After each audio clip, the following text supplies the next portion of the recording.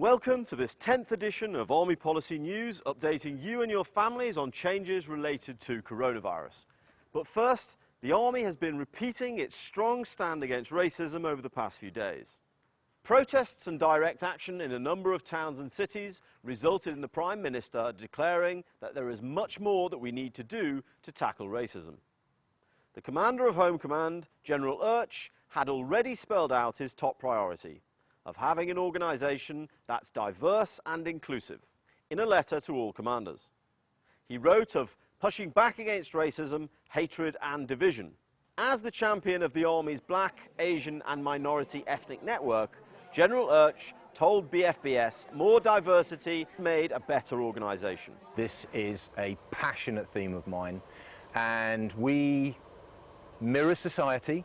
We therefore recruit from all walks of life and every community, and we are not immune to instances of racism, but we have a fully inclusive programme. We want all talent from all parts of the country, from every community, to join the British Army and come and have a full career kind of with us, and that's what we're getting after.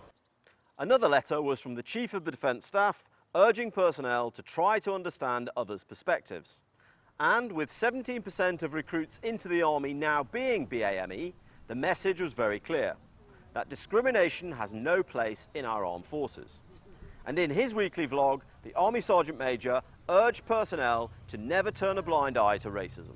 In our Army, if you face problems because of discrimination, for any reason, speak up.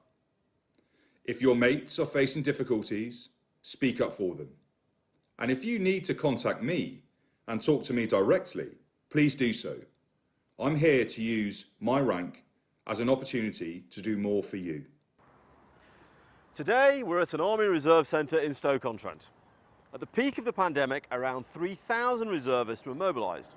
But a concern arose about what would happen when they get demobilised. Mobilised reservists are guaranteed their jobs back, but with many jobs having been furloughed, there was uncertainty about what that would mean. The Treasury has now announced that reservists returning to their employers will be able to be furloughed if required, just as if they hadn't been mobilised. A quick word now about something I've talked about before, but clarification is now being given. It's about COVID reporting. We already know about the COVID-19 reporting tool. We also know about the Commander's COVID tool, to help those with the responsibilities for others in the military to know what they've got to do. Well, there's now an Army Command order which pulls everything together and explains what must be done. So, do check out the order on Defence Connect and make sure that all the reporting is being done correctly. Finally, many of you will have taken part in CGS's briefing team visits, gathering your thoughts on life in the Army.